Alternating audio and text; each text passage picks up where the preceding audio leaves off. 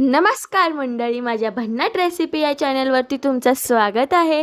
तर तुम्ही माझ्या चॅनलवरती आज पहिल्यांदा आला असेल तर माझ्या चॅनलला सबस्क्राईब करायला विसरू नका आणि चॅनलला लाईक करायला विसरू नका। तर व्हिडिओ शेअर करा आणि नक्कीच पूर्ण व्हिडिओ बघा।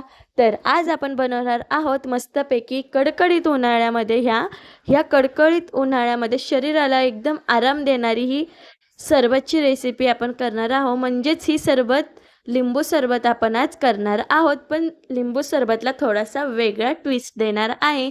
त्याच्यामध्ये वेगळे पदार्थ ॲड करणार आहे, जेणेकरून शरीराला खूपच आराम मिळेल असे पदार्थ मी ह्याच्यामध्ये ॲड करणार आहे। तर सगळे पदार्थ तुम्हाला कोणते टाकलेत ते बघण्यासाठी पूर्ण व्हिडिओ बघायला लागेल। तर चला तर मग व्हिडिओला सुरुवात करूया। तर इथे बघू शकता मी मिक्सरचं भांडं घेतलंय, त्याच्यामध्ये मी इथं 1 चमचाभर बडीशेप घेतली आहे, म्हणजे सौंफ काही जण म्हणतात। तर बडीशेप ही शरीरासाठी उन्हाळ्यामध्ये खूपच फायदेशीर आहे, कारण की त्याचा थंडपणा हा शरीराची उष्णता कमी करतो। तसंच थोडासा मूठभर मी इथं पुदिना घेतलाय, तर पुदिनासुद्धा शरीराला थंडावा देण्याचं काम करते। तर त्याला आता थोडंसं पाणी टाकून मी असं बारीक पेस्ट करून घेतली आहे। तर बघू शकता छान अशी त्याची बारीक पेस्ट मी तयार करून घेतली आहे। तर आता आपल्याला ही गाळून घ्यायची आहे, जेणेकरून त्याच्यामधला जो कच आहे तो आपल्याला लिंबू सरबत पिताना लागणार नाही। तर हाच आपला ट्विस्ट आहे। तर ह्या रेसिपीमध्ये हेच 2 सिक्रेट आहेत, की जेणेकरून लिंबू सरबत छान असं आपला थंड होईल आणि शरीरसुद्धा छान असं थंडगार पडेल।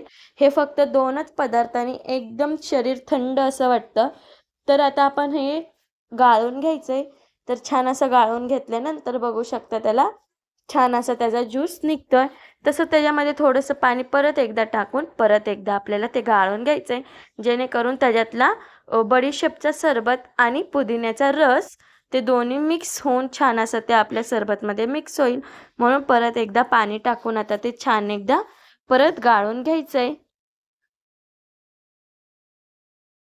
तसंच ते गाळून घेतलंय। आता नंतरनं मी इथं 3 लिंब पिळून घेतले होते, म्हणजे 3 लिंबांचा रस काढून घेतलाय। तर ते रससुद्धा असं चाळणीने आपल्याला गाळून घ्यायचं आहे, जेणेकरून त्याच्यातला बिया रसामध्ये जाणार नाही। तसंच 1 वाटीभर मी इथं साखर घेतली आहे। साखरेच्या ऐवजी तुम्ही गुळाचं पाणी किंवा गुळाचा किससुद्धा टाकू शकता। तसंच 1 वाटीभर मी इथं सब्जा घेतला होता, भिजत घातलेला सब्जा आहे। सब्जासुद्धा शरीराला भरपूर थंडावा देण्याचं काम करतं।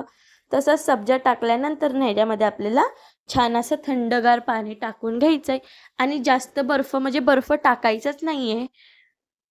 तसंच चिमूटभर मीठ, बर्फ जेवढा आपण टाकेल तेवढं आपल्या शरीरातली उष्णता वाढते। म्हणून जेवढा बर्फ आपल्याला कमी खाता येईल तेवढा कमी खायचा। शक्यतो मी तर टाकलाच नाही आहे, फक्त मी माठातलं थंडगार पाणी याच्यामध्ये टाकलेलं आहे। तर आता ते छान असं मिक्स करून घ्यायचं आहे। तर साखर आपल्याला ती पूर्ण वितळून घ्यायची आहे। तर साखर आपली पूर्ण वितळली आहे।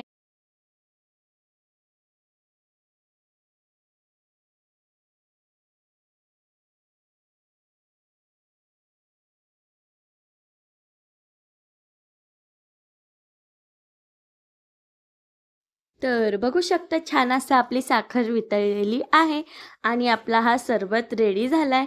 तर नक्कीच तुम्ही रेसिपी ट्राय करा आणि खूपच म्हणजे खूपच फायदेशीर हा सरबत आहे। शरीराला हा भरपूरच थंडावा देतो असा हा सरबत आहे। तर आता सगळा सरबत मी असं ग्लासमध्ये काढून घेते। तर बघू शकता छान असा कलरसुद्धा आलेला आहे।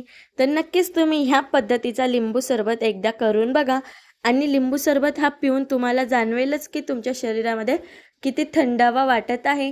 तर नक्कीच ही रेसिपी तुम्ही ट्राय करा आणि जर तुम्हाला ही रेसिपी आवडली असेल तर चॅनलला सबस्क्राईब करायला विसरू नका आणि व्हिडिओ लाईक करायला, कमेंट करायला सुद्धा विसरू नका आणि तुमच्या मित्रमंडळीमध्ये नक्कीच हा व्हिडिओ शेअर करा। तर पूर्ण व्हिडिओ बघितल्याबद्दल धन्यवाद।